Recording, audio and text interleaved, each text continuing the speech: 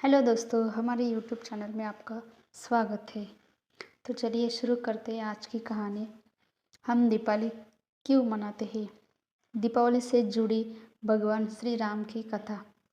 दुनिया भर में दिवाली समारोह, दिवाली रोशनी का त्यौहार, मुख्य रूप से 14 साल तक वनवास में रहने के बाद भगवान राम के अयोध्या में अपने राज्य लौटने के सम्मान में मनाया जाता है।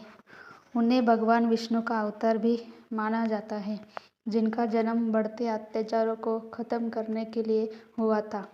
वह राजा दशरथ के सबसे बड़े पुत्र थे और उनके पसंदीदा भी थे। राम की कहानी। रामायण भगवान राम के जीवन इतिहास पर एक पुस्तक। राम के जीवन की निम्नलिखित घटनाओं को सूचीबद्ध करती है। उन्हें इस तरह से आकार दिया गया है कि वे हमें एक महत्वपूर्ण संदेश देते हैं। ये घटनाएं अत्यंत खुशी के त्यौहार दिवाली के उत्सव की शुरुआत की ओर ले जाती है। कैकेयी को वरदान। कैकेयी, जो राजा दशरथ की दूसरी पत्नी थे, ने एक बार राजा ने सारथी के रूप में सेवा करते हुए युद्ध में उनकी जान बचाई थी और उन्हें वापस जीवन में पाला था। उसकी सेवाओं से प्रभावित होकर राजा ने उसे 2 वरदान दिए, जिन्हें उसने बाद में उपयोग करने के लिए चुना। जब राम, जो कौशल्या, दशरथ की पहली पत्नी के पुत्र थे, को दशरथ के सिंहासन पर बैठने के लिए चुना गया, तो कैकेयी को उसके माता पिता के घर से आने वाली नौकरानी मंथरा ने उकसाया और उसके वरदानों का लाभ उठाने का फैसला किया। एक के साथ उसने अपने बेटे भरत के लिए अयोध्या का सिंहासन मांगा और दूसरे के साथ उसने राम को 14 साल के लिए निर्वासित करने के लिए कहा, ताकि वह उसके बेटे के लिए कोई खतरा न बन सके। दशरथ को आश्चर्य हुआ, लेकिन उन्हें अपना वादा पूरा करना पड़ा। राम ने अपने माता पिता के हित के लिए वनवास सहर्ष स्वीकार कर लिया। उनके भाई लक्ष्मण और पत्नी सीता राम के साथ वन में रहने चले गए। रावण द्वारा सीता का अपहरण। राम, सीता और लक्ष्मण चित्रकूट में मंदाकिनी नदी के किनारे दंडक वन में शांति और पूर्ण सद्भाव से रहते थे। वे कई महान संतों से मिले और अपने कई अनुयायियों को कष्टों और कठिनाइयों से राहत दिलाई, जब तक कि रावण ने एक चालाक चाल के माध्यम से सीता का अपहरण नहीं किया और उन्हें लंका ले गया। यही वह घटना थी जो रावण के वध के साथ पृथ्वी पर राक्षस शासन को समाप्त करने में सहायक साबित हुई। रावण का अंत। राम, जो आज भी अपने धैर्य के लिए जाने जाते हैं, सीता के अपहरण से टूट गए और क्रोधित हो गए।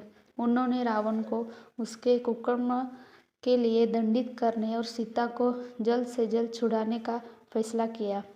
हालांकि उन्हें इस बात का कोई अंदाजा नहीं था कि रावण सीता को कहाँ ले गया है। राम सीता का पता लगाने के लिए नीलगिरी पर्वत पर घूमते हैं। आखिरकार उसकी मुलाकात सुग्रीव और हनुमान से हुई और उनकी मदद से वह आखिरकार रावण की लंका तक पहुंच सका। राम ने रावण को पश्चाताप करने का अंतिम अवसर दिया, लेकिन उसने अपने अहंकार के कारण इस पर कोई ध्यान नहीं दिया।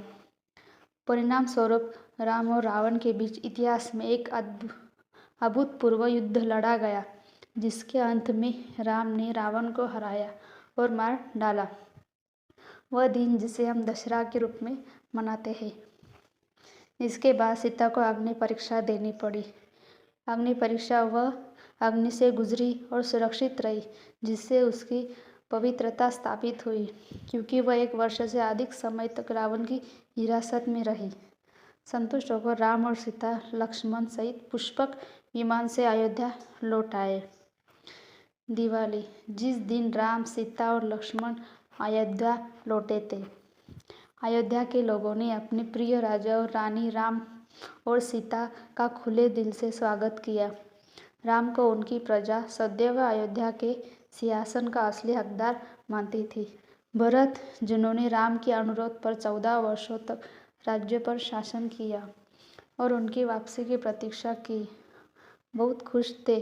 इस अवसर को चिन्हित करने के लिए लोगों ने अमावस्या की अंधेरी रात में दीपक जलाए और पूरी अयोध्या को दिए मिट्टी के बर्तन की पंक्तियों में सजाया।